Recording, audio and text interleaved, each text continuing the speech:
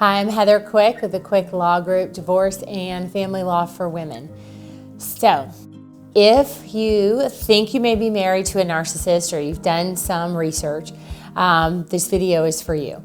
We get asked more often than not, are you familiar, do you have experience dealing with a narcissist in divorce? And the answer is yes, an overwhelming yes. We do have that experience, and there are some certain traits that are going to always come up. Yes, it's going to be more difficult. You know this person much better than we do. You will think I know them based on the way I'll be able to kind of predict how the thing will go and or what they might say to certain things they have to say to you. But overall, it's going to be a little bit more difficult because of that particular personality. But that doesn't mean it's not worth it to try to get out.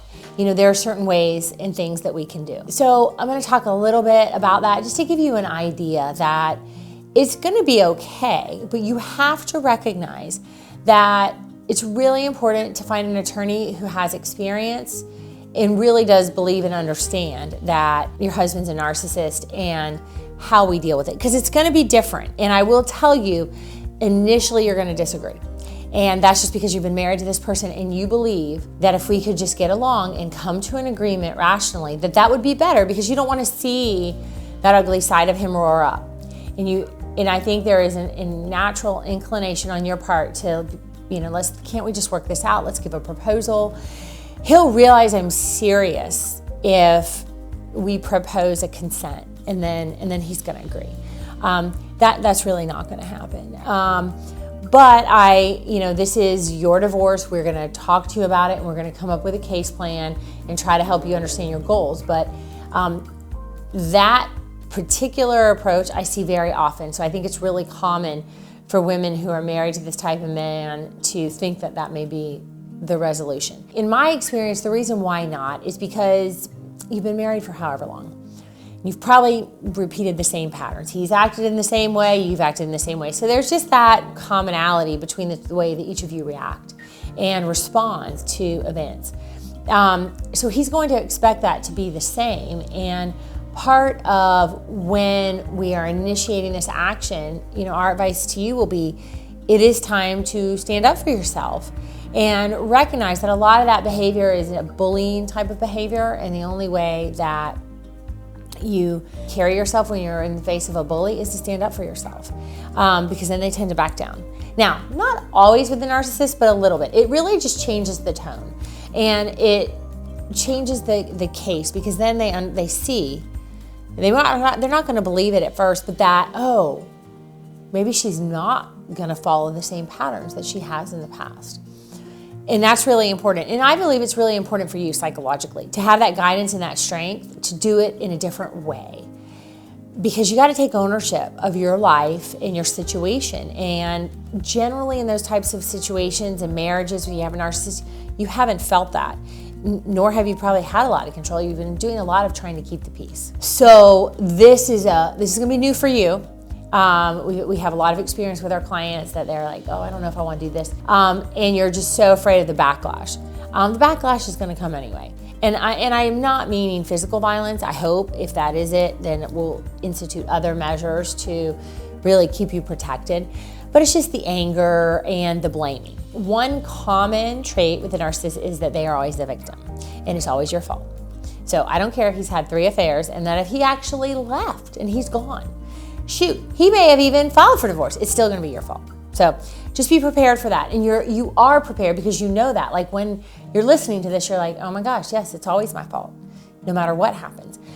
And what has happened is you have been so involved in that stepping away and one, recognizing that somebody else understands what you've been going through, and 2, you've been in that situation for so long, you may not recognize normal anymore because that's become your new normal. So to be able to step outside of that and see that, that wasn't normal, that wasn't a normal environment for me and the kids or a relationship, is going to give you a lot of perspective and hopefully a lot of strength to carry through for this process. So, because then here comes some more news about that. And, of course, I'm making generalizations, but they're patterns. And again, as I say, at least you know what's coming and can anticipate it. And if I'm wrong and it goes easier than this, it's better for everybody. But at least let's consider the possibility and understand that generally narcissists don't like to compromise. They want to win. It is about winning. And I know that you've read a lot. I'm sure I've said it in a video before, there's no winning in divorce, but there is. There is in the fact for your own personal gain and what you've done for yourself. It's not, like a win or lose jury trial and somebody's guilty, somebody's not guilty. It's not like that. However, a narcissist is going to see it as a game to win, and they are going to play. He is going to play to win, no matter what it takes. So that means it's the kids, then that's a pawn in the game. It's the finances, it's the dog, it's the house.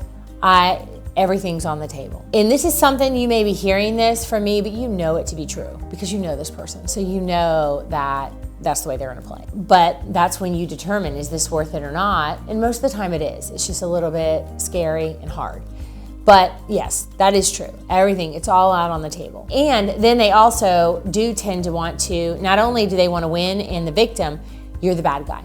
And they will do anything it takes to just throw you under the bus, for lack of a better term, and try to taint you and make you look as terrible as possible. Most of the time, that's not really relevant.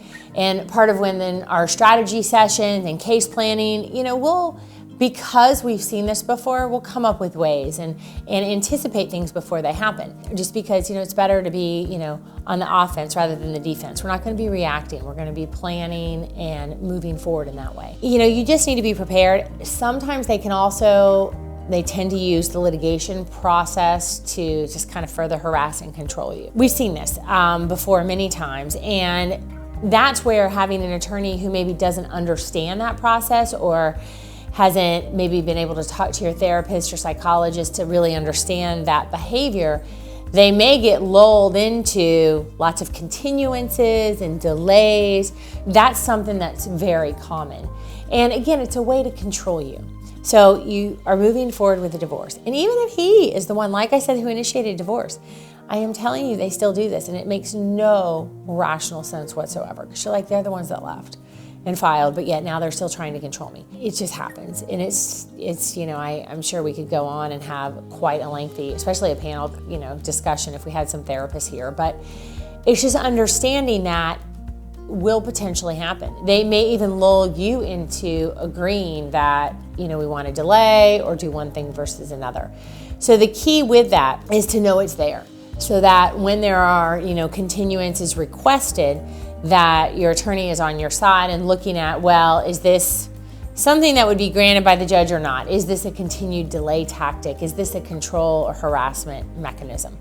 And not that that's that easy to prove, but it's really just understanding and looking at the big picture of what's going on. Those are the key things that will happen, generally speaking, and there's so much more, but the most important thing, I think, for women is acknowledge it and understand that you're going to have to move forward at some point, and that you just need to make sure you have the right team with you to do that.